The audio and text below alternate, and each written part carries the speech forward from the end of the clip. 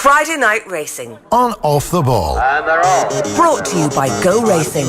Plan your day at the races at goracing.ie. And you're very welcome along to Friday Night Racing on Off the Ball with thanks to goracing.ie. John Duggan with you to talk about the Sport of Kings with plenty of action at Navan, Naas and Newmarket this weekend. Joined in studio as always by our racing guru Johnny Ward and our special guest this week, trainer Damian English. Damian, Johnny, how are we doing? All good, John. Have fun, thank you. Happy Friday, Ryder Cup. You know, what a weekend to look forward to. There you go. Good answer, Damian. Good answer. You're very welcome to the programme, Damian. You're training in County Dublin. Yeah. Not many trainers from Dublin, I don't think. No, I said there's only a handful of us. You've Aidan McGuinness there and Jim Draper. I'm sure there's another one or two, but I don't spring to mind right now. But yeah, no, not many of us. Tell us about your beginnings in the sport. Yeah, no, look, I was passionate about horses, ponies, and just loved them. I left school after the junior cert and went down to the Curragh to do the apprentice course there and race. I had a great time down there. Like Shaun Flanagan, our guest last week, he also did that. So tell us about that course. What does it ground you in, Dave? No, well, it's just grounded in the basics of mining horses. We started off actually in a riding school with ponies, just going right back to basics, and then they bring you along slowly till you're up to a standard to go out to the racing yards in the Curragh, and you do a bit of class in the meantime. It's great. Like if you're into computers and that, there's computers there. Not that I spent much time there, but when we got going to the yards, that's what I loved it. I spent a little bit of time in John Ox's, Michael Grassick's, and just getting out, because you see the gallops in the Curragh every day, and you're just itching to get out on them. And when I got that first chance, the bug, it just catches you. Johnny, you've got horses with this man, is that correct? Yeah, it was kind of funny. I was at Punchestown in April, and I'd been on a pretty poor run punting, I remember, and Damian had offered me to get into a horse by the name of Dance Alone. And is that kind of reference to you, Johnny, in any way? It was actually named before he got him, but we've all danced alone. But I remember meeting Damian, and I think it was a Wednesday or the Thursday at Punchestown, and he was asking me about Dance Alone, and he said he's actually entered on Wednesday at Dundalk. And I said, I'll tell you what, right, if he wins, I'll get in a horse with you. And he was going to be a big price.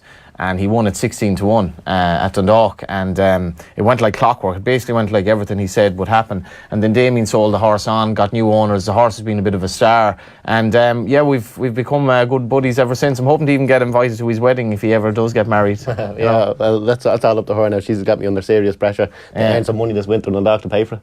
Yeah, and Dundalk could be bountiful for him this winter as well. And you were riding for a while, and then you went to a point-to-point race and didn't go to plan for you. That's for sure. No, look, I was struggling amateur jockey, and actually bought a couple of point-to-pointers to ride myself, and things were actually starting to go well. I was riding them every weekend, starting to finish third and fourth. Could see the winner only around the corner when one day the loose horse kind of came across the fence and just cleaned me out of it. I done me cruciate, me mediate and me cartilage. So were you? What was the immediate feeling? Was it fear? Was it just shock? No, it was just it was more frustration, because the horse that won the point-to-point, Dublin Hunter, finished behind me the week before, so all things considered I'd have probably won it if I stayed on my feet. So was it just instant pain, or? Yeah, I thought it was broke, honestly. Yeah. When you hit the fence you could hear a birch and I could hear a snap, and it was just, I was trapping. I honestly just thought it was broke. And a point-to-point, you say, the facilities is there an ambulance on course? Is it? Oh yeah, no, there's two ambulances on course. The point-to-points, they're brilliant. Like they might be in fields, but they're definitely well run. Just as administrative, just as well as the track. Yeah, like it's hard to imagine as well. Like we all think he doesn't have any jumps horse. It's all flat horse in Dundalk, and it's hard to imagine he's a point-to-point riding background. It just shows you know where you come from. That's it. Like when I started, after the injury, when I got going training, we tried to train the point-to-pointers to go on the track. We'd only 2 or 3 of them, and they were just so slow. And like I could see I could never get a toe into that game with just a couple of horses. So that's when we went and we invested 3,000 each in 3 horses, and like we were just blessed. Casher Casley was one of them. He won 9 for me. He was placed. He put you on the map, this horse. Well, look, yeah, he was my first winner. I was 25, and I was down in Galway for the week. He was running on Monday, and my dad and the whole lot there said, "Dad, this lad's actually going to run well this time. You know, this could be your first time." True, you only went to Galway just so yourself and your lady could have a nice weekend together. That's what it turned out to be. But on the Monday, I actually thought he'd run a big race. He'd finished 5th in Belliostown. What was the distance of this race, sir? Mile. Okay. And Colm O'Donoghue rode him, and this is the festival now. Was this on television? Yeah. Oh, Colm, just keep it simple. Jump and let him bowl. He actually looked like he was stopping him, because he never let the horse down. Broke his jaw and finished out the back, and he came back in and said, "Look, wrong horse for this type of horse. Like he's got it wrong coming here with this lad." And my dad was looking at me going, "Jeez, maybe this training isn't for you. Maybe we should think about something else." And my dad and Mal stayed the Monday night. They went home. I said, "Jeez, this could be the last week of my training career. I'm going to run him here again on the Friday." Horse as well. Said I'll make the most. I'll enjoy my week in Galway. The missus coming down for the weekend. So lo and behold, he went out on the Friday and bolted up. Beat Along Came Casey. 6-4 shot of them at Wells. So and a lot of people still remember that because Along Came Casey was one of these good things in Galway, John, that everyone had backed, and she turned out to be like a proper group performer, and she was running off something in the region of 66 or something, and she couldn't be beat, and Damian was the scourge of Galway on that occasion. I'll never forget it, like walking into the winners' enclosure there, it was an unbelievable feeling, and I've been chasing that ever since now. Were you just stunned when you were watching it, or were you was it just absolute mayhem? Look, it was exactly what I thought he could do on the Monday. But then the week when I was down myself going, geez, how did I get that so wrong, And I actually had a tenner each way in him that day, and that was it. I think he was 33-1, like just for the sake of it. And look, it was brilliant. Because I always knew the horse had ability, and it was actually Rory Cleary that rode him in Belliston that got the first squeak out of him. He finished fifth, and he said, no, you're actually getting somewhere with this lad. So it broke my heart the Monday in Galway, and just delighted we stuck with it and stayed there till the Friday, and he done the goods. And All Ablaze, another one. You think he bought for what, €1,000? Yeah, he was a star. I remember Casher Casley was rated maybe 85 or 86 at the time when we done a piece of work on the beach with a 2-year-old. I went by Casher Casley like he was stopped. The buzz I got there, I said, we have a proper horse here. But as a 2-year-old sprinter, it just took him a few runs just to put it all together to learn to sprint. But once he did, he won 3 on the bounce. He won a 30 grand handicap. And in February, as he just turned 3, he beat his older horses, which isn't something common, for a 3-year-old to be beating the older horses in February. So we knew he was something special, but just very unlucky. He ended up getting a leg, and we lost him in the end. But he was very good. Did you feel under pressure starting out because you're a small trainer and no? No pressure, no. I love it. Everyone had ripped me off. Everyone thought my dad was wasting money. So there was no pressure. There was no expectations. I just love working with horses, and I just kept telling myself, if I want to make a career of this, it's got to work. So I just kept the head down and kept doing what I love doing. Because you don't really know, I wonder what you would have done otherwise. That's the thing. Like when I got the injury, I went in and worked in my dad's factory for a year, and it was the first time I was getting a proper wage and proper working Monday to Friday, and I hated it. I absolutely hated it. And as soon as I got back into horses, I knew, right, I can't end up back in here again. So it was do or die. What have you learned about horses in the last few years since you started working with them? That every one of them's different. You cannot train them all the same.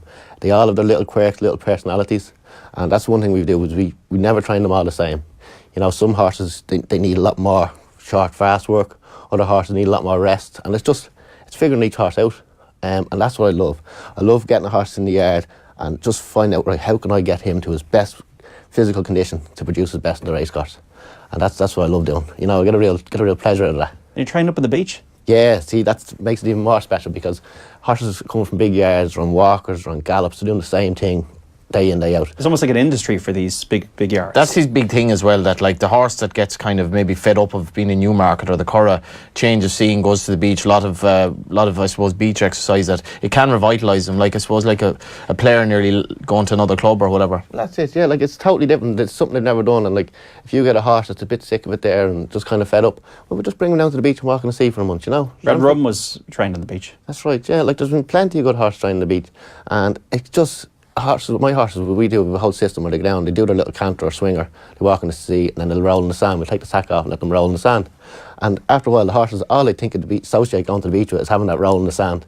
They're like kids getting loose in the playground, And you were up at Leytown, you were there as well, Johnny. I was there. I loved it. I was thinking to myself, maybe it's an organisational thing. Why can't we have this more often? I actually thought about that since. I think Leytown should be more than once a year because it's become so popular, and actually it's a lot better than some flat meetings now in terms of the quality of horses there, and they're restricted by the trip. I think they should look into that as well. I don't think they need to be. I know there was an incident a few years ago, but I think they could look into having longer races as well and make it maybe a 7 or 8 race card, or at least 2 fixtures, but because I suppose when Damian gives you a horse, you do go up and watch them on the beach, and I think the photo that that horse race in Ireland using the tweet for this actual episode was a photo that I took up there one day, and I had the flash on by accident, so the horses came out as a silhouette, but it came out as this photo of just 3 horses in the water, and they were in black. But when you go up there, you're just so at peace, and you can see the horses are very, very happy.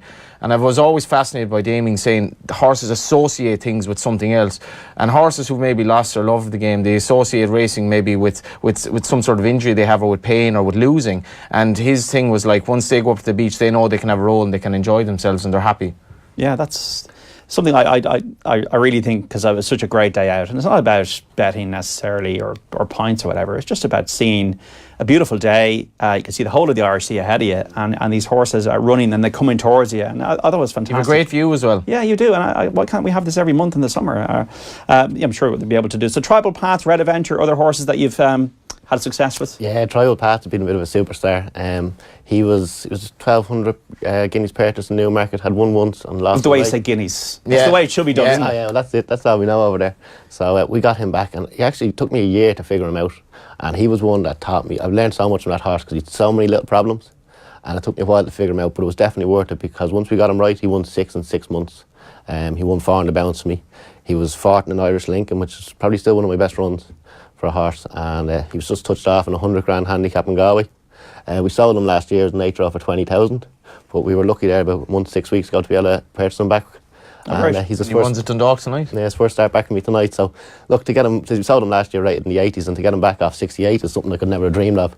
So hopefully we can exploit that mark with him now. I remember when he won his first race for you, I was actually at Dundalk that night, and if there's such a thing, John, as winning too easily, he won too easily that night, because the handicapper had to really, seek some retribution. I think he probably went up 12, 14, maybe 16 pounds. But I remember coming into winners enclosure and I said, he's won a bit too easy. And he said, no, don't worry about that. This lad'll be fine. And he just rattled off. What was it? Yeah, well, he went on. He won another one in Dundalk after that. And then I ran him in a really good race in Dundalk, and didn't run bad.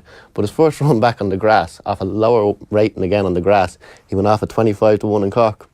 And that was the first of his 4-timer, and he posted up that day. What about tonight? Tonight, I think he's a good chance. Look, I've only got him 5 or 6 weeks, and I'm very, very happy with him. He seems to be showing me that spark that he always does. Look, he's come back and just got into a routine. It's like he's never been gone. This is a horse I love backing as well, because basically he springs out the gates. He's just like, he's normally 1 or 2 lengths clear, and he's a typical Giants Causeway. He just wants to win. Yeah, he's the most genuine horse, and he's like, he's so nice to ride. He's so nice to train. Like with Tom Malone there who hadn't rode out in about 15 years, come in. He gave him a couple of spins there early in the week, and he couldn't get over how much of a giant, pleasant horse he is. He just loves his job. And Tom Malone does a bit of presenting. You'll see him at the Curragh and that. And he hadn't ridden out in 15 years, but he was brazen enough to say that horse is well handicapped from his bit of work the other day. So he got right back into the swing of it. Very good. And you're obviously infectiously enthusiastic, Damian, and positive about the love of horses. But you had a virus in the yard. How testing was that for that optimism? Oh, stop. Horses will break you. I'm nearly a chain smoker at this stage. Like when a bug gets into the yard, you're just trying to pinpoint where it's coming from. Is it just something a horse has brought in? Is it something in my hay feed? You're examining everything. You're sending stuff after you get tested, and you just need to know where it's coming from. And did you pinpoint it quickly? Yeah, no, not quickly. In 2014, we went till November without a winner.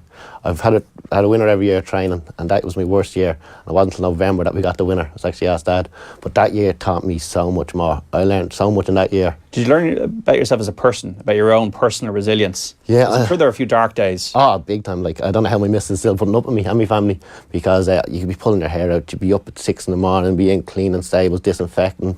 And when we did pinpoint it, the relief, Did you get support from people? Everyone around me. Aoife Quigley was a vet that was with me from the start, and she was absolutely brilliant. She wasn't like one of these older vets that just kind of they go through the motions. They know each thing. She had to figure things out, and meeting her was brilliant. And now the next vet's along. She's left Aoife, Sarah Jane. She's been another brilliant asset to the yard. And I have to say, my brother Craig. Like when I was starting training, my brother Craig was in college here studying to be a journalist. Yeah, John, he saw the light and left the journalism game. He didn't want to end up like you. Yeah.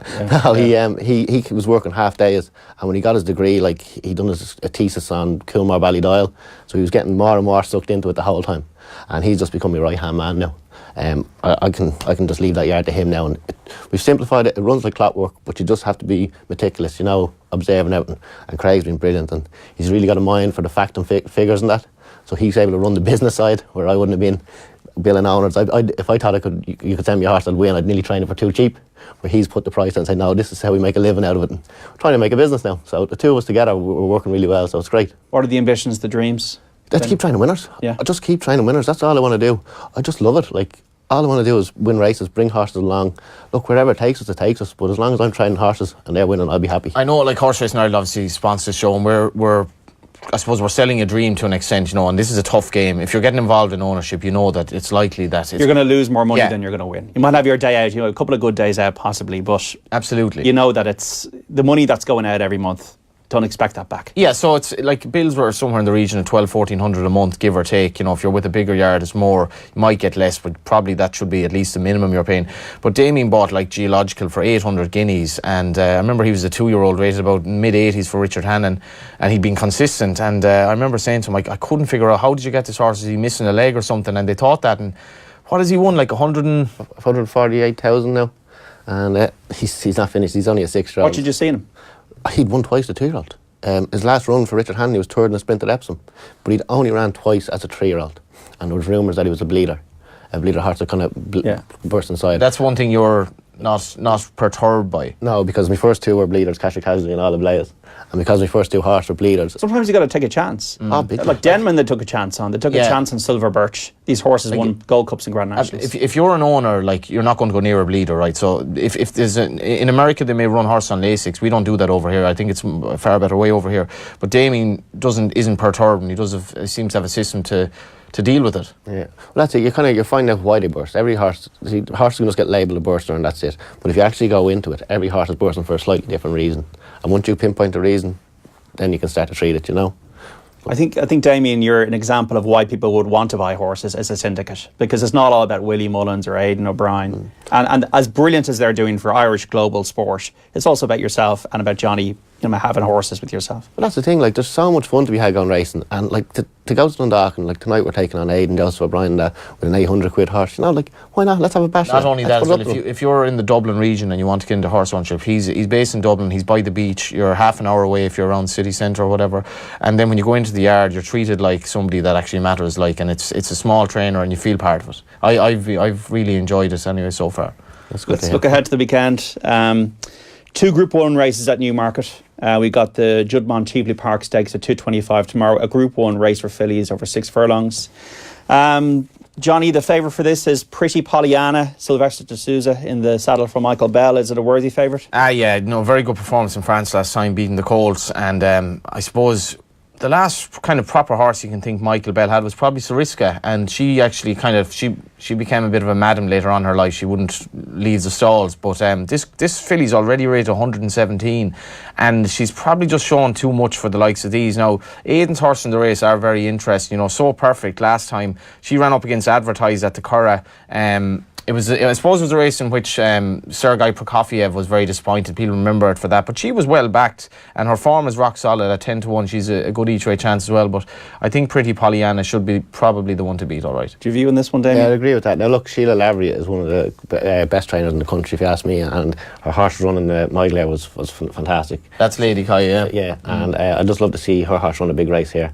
She wouldn't be the biggest setup, but she does really well with her horses, and she deserves a big day like that. Very forthright as well. There's no mess around. She tells the media what she thinks. Right, should be. Should be. Yeah, she's not just there. The 3 o'clock, the Juddmonte Middle Park Stakes, a Group 1 race for colts over 6 furlongs. So these are 2-year-olds, and an odds-on shot. Aidan O'Brien with Dunica in the saddle, 10 sovereigns. Is it a banker? You'd like to have him now. Yeah, You've seen him in the flesh? I have, yeah. What's he like? Oh, he's a beast. He is. Yeah. He's everything I'd look for in a horse now. Oh, you couldn't knock him. Be slightly out of your price range. Just a little bit, a little bit. We need him to run terribly now this weekend, wouldn't we? Yeah. What I love about him, John, is the way he finishes his races. He just goes into overdrive and his stride. He's just manner of like basically exploding in the final furlong, and I think he'll get a mile.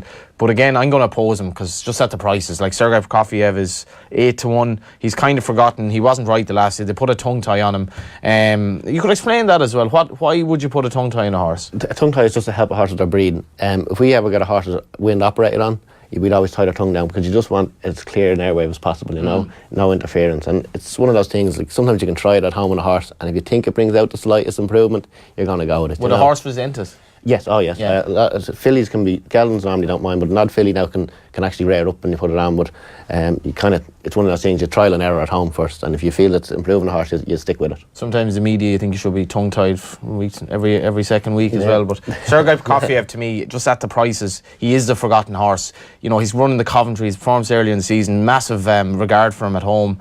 Do you want it back 4-6 or 8-1 each way? So just go for the 8-1 each way, I think. How do we know, guys, if a 2-year-old's going to make it next year? Can you tell at this stage?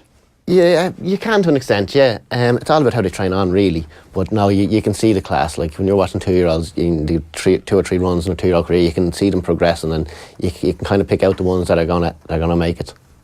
And on Sunday at Naas, here at home, 5:05, the Beresford Stakes. A Group 2 race over a mile, once again for 2-year-olds, that time of the season where we're trying to get the best of the juvenile crop and looking ahead to next season as well for the big races. What are you looking at here, Johnny? Yeah, like again, it's about prices. Aidan has 3 in this race. They're all by Galileo. Interesting stat in the Racing Post for No Name Never's race tomorrow. Of 42 2-year-old colts that he's run this season, first time out, how many do you think won? Of 42? 5? 5? 8? 2. And No Name Never was one of them. And the other one was a Frankel horse that won at Naas, I think, last week, whose name escapes me. No Galileo horses won first time out. And that just shows how even Aidan has changed his training methods. Now, a lot of them are Galileos, they're late developers, but these are typical of that. None of them won on debut. 3 Galileos. Mount Everest won workmanlike at the Curragh, but he's sort of 8 to 13. I think he's very short. I prefer Japan at the prices, John. He came from way back at Listowel to win. He was workmanlike, but he's just a way bigger price, and I think he's value. Would it be because of breeding? Because Galileo was a middle distance horse, possibly that these horses over shorter distances. Yeah, and I think what he did was, I remember my first time at the Curragh, and basically Aidan was going to win the first race of the season, the 5-year-old, 2-year-old race. That was a given. Aidan rarely has a runner in that race anymore, so he changed. And then I think what happened was he got all these Galileos. He realised basically how special they were, and he's like, we're not going to abuse them on debut. We're going to just educate them a little bit more. And you can see how much they improve, like first race to second now.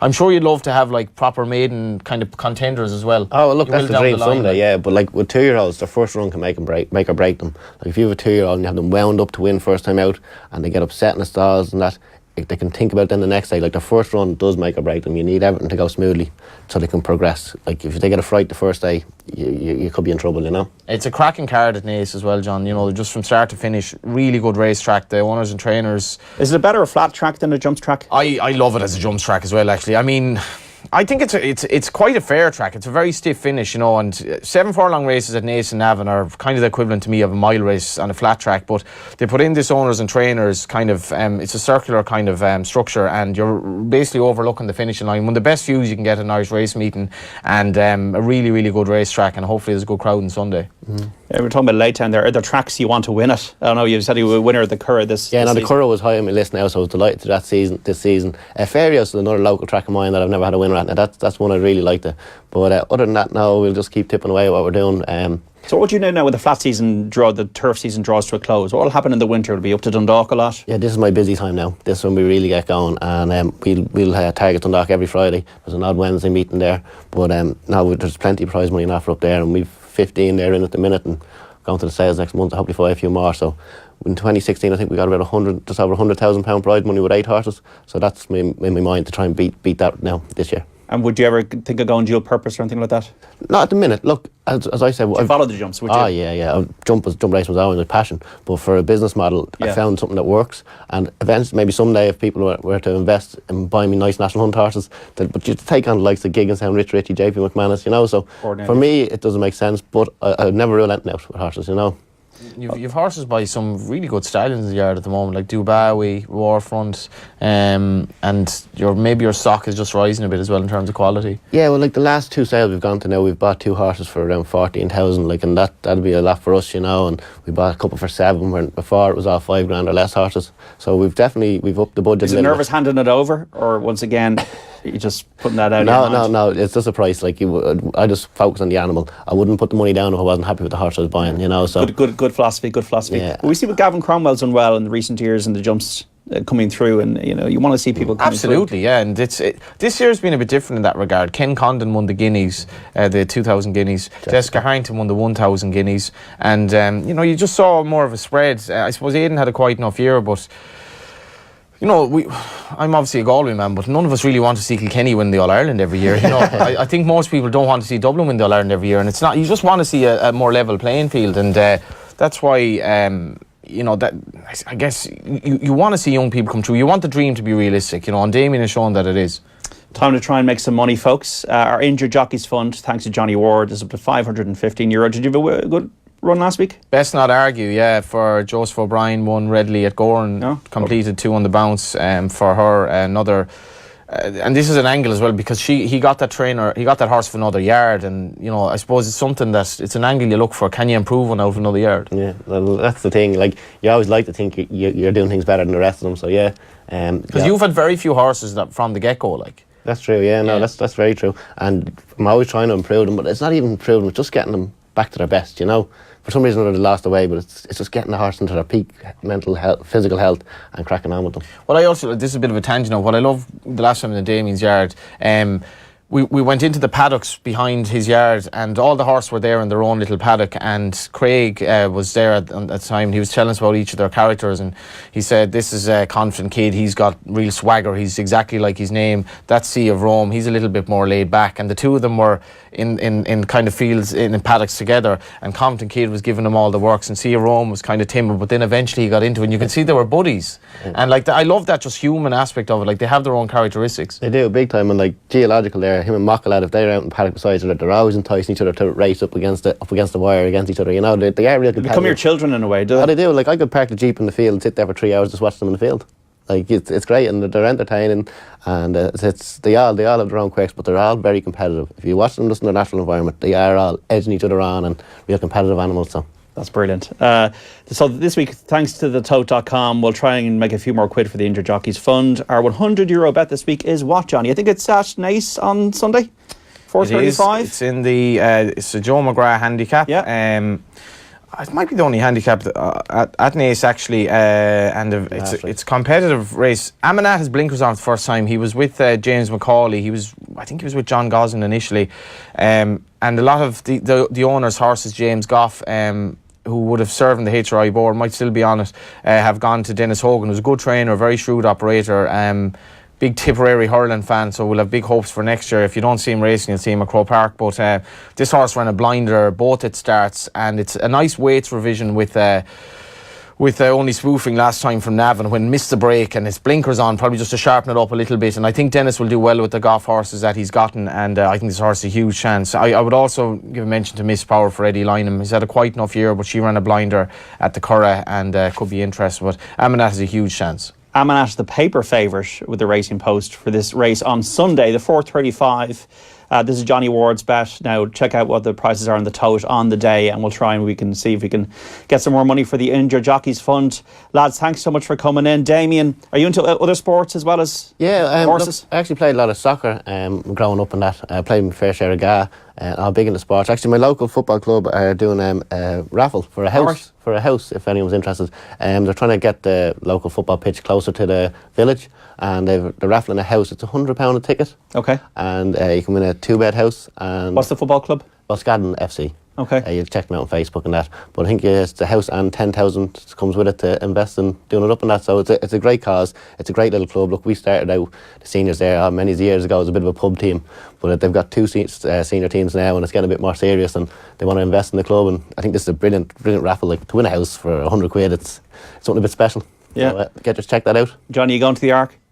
No, I'm not going to the Arc. I'll probably go to Naas and on to the FAI Cup semi-final afterwards in Dalymount. I want to do an interview with one of the jockeys, so I might do that before race, get a couple of races in, and on to Dalymount then. I think that'll be a cracking day as well, and I think it's sold out, but 2 good cup semi-finals this weekend, and I do like that with Damian. A lot of trainers, they literally can't see the wood from the trees. Like, they're living in a bubble. They can't talk about anything other than horses. They generally marry a woman who's into horses, you know, and their kids will do the same. But you could chat to Damian about the League of Ireland, you could chat to him about the Dubs, you could chat to him about having a pint at the weekend or 2, and you know, 3. Yeah, and you've good crack, you know, and you like that as well. Damien, pleasure to have you in. Great to Thank be you. in. Thanks for having me. Thank you, Johnny. Who wins the Ryder Cup?